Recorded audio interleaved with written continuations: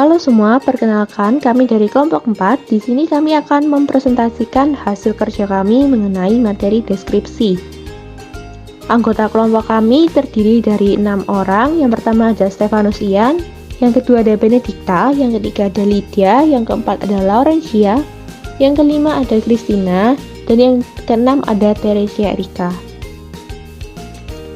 Menurut Undang-Undang Nomor 17 Tahun 2003 tentang Keuangan Negara Pasal 1 Ayat 7, Anggaran Pendapatan dan Belanja Negara atau disingkat APBN merupakan rencana keuangan tahunan pemerintah negara yang disetujui oleh Dewan Perwakilan Rakyat. Persetujuan DPR diperlukan sebagai wakil dari suara rakyat. APBN digunakan untuk rencana pengeluaran dan penerimaan negara di tahun atau periode mendatang, yang dihubungkan dengan rencana dan proyek untuk masa waktu yang lama. Hal ini dikutip dari Brookhead dan Wiener tahun 1993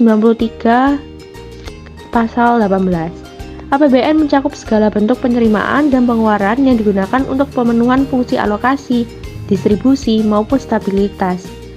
Keberadaan APBN mengartikan pemerintah memiliki rencana untuk memenuhi kepentingan keuangan negara ataupun pengelolaan pemerintah untuk kepentingan dan kesejahteraan masyarakat. Dengan inflasi, M. Narsir tahun 2014 menyatakan inflasi adalah suatu kejadian yang menunjukkan kenaikan tingkat harga secara umum dan berlangsung secara terus-menerus.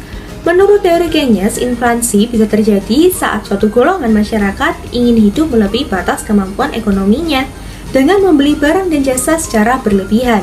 Suatu perekonomian dikatakan mengalami inflasi jika memenuhi 3 karakteristik, yaitu yang pertama terjadinya kenaikan harga bersifat umum dan berlangsung secara terus-menerus.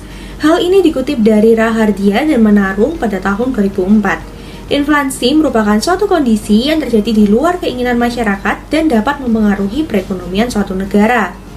Inflasi juga dapat dicegah apabila terdapat kesadaran dari masyarakat negara setempat.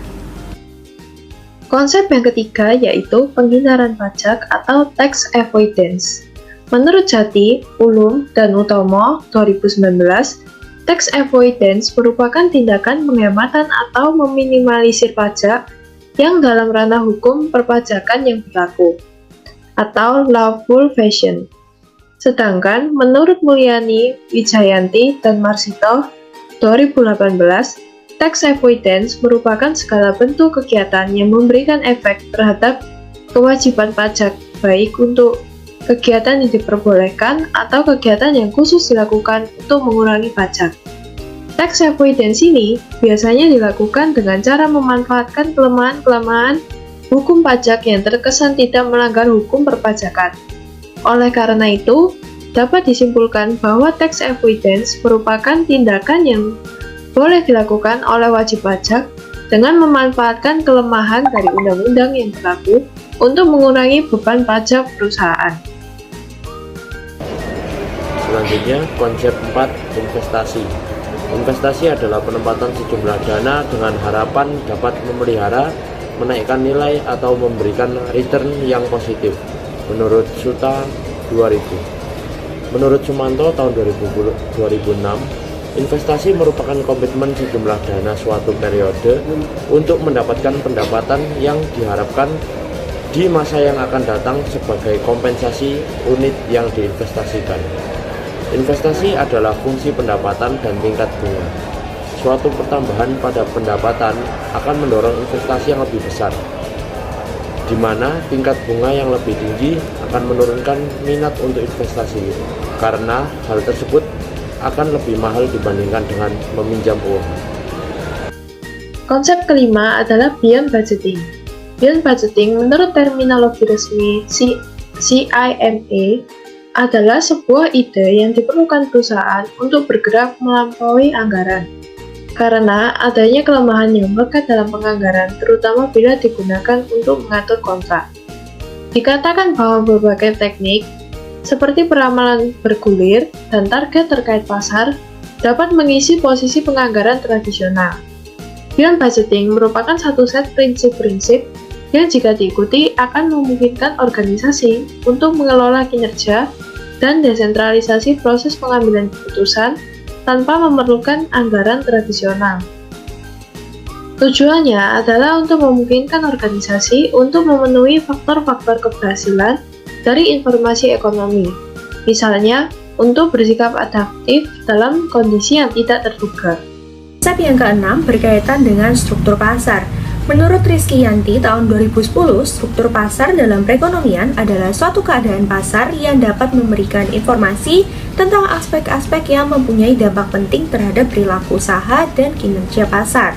Struktur pasar terbagi menjadi tiga, yakni pasar persaingan sempurna, pasar monopoli, dan pasar persaingan monopolistik. Struktur pasar terbentuk akibat adanya unsur konsentrasi, diferensiasi produk, maupun elastisitas permintaan. Keberadaan struktur pasar berguna untuk membuat manajemen strategik yang tepat sasaran. Jadi pada gambar tersebut bisa dilihat bahwa harga-harga saham dalam primary trend cenderung untuk bergerak naik. Tetapi sebaliknya, pergerakan harga saham dalam secondary trend cenderung untuk bergerak turun selama beberapa minggu. Pergerakan harga-harga saham dalam minor trend yang terjadi sehari-hari cenderung tidak berpengaruh secara kuat terhadap pergerakan harga dalam jangka panjang. Pendapatan pada perusahaan selama bulan Januari hingga Agustus pada periode 2017 cenderung tidak stabil. Hal ini dapat dilihat melalui angka pendapatan yang tingkat kenaikan dan tingkat penurunannya tidak runtut. Pendapatan tertinggi perusahaan terjadi pada bulan Mei dengan angka pendapatan sebesar 10 juta. Pendapatan terendah perusahaan terjadi pada bulan Agustus senilai 1 juta. Keberadaan selisih yang cukup besar antara pendapatan tertinggi dan terendah perlu menjadi perhatian perusahaan. Jadi sekian presentasi dari kelompok kami. Maaf bila ada salah kata. Terima kasih.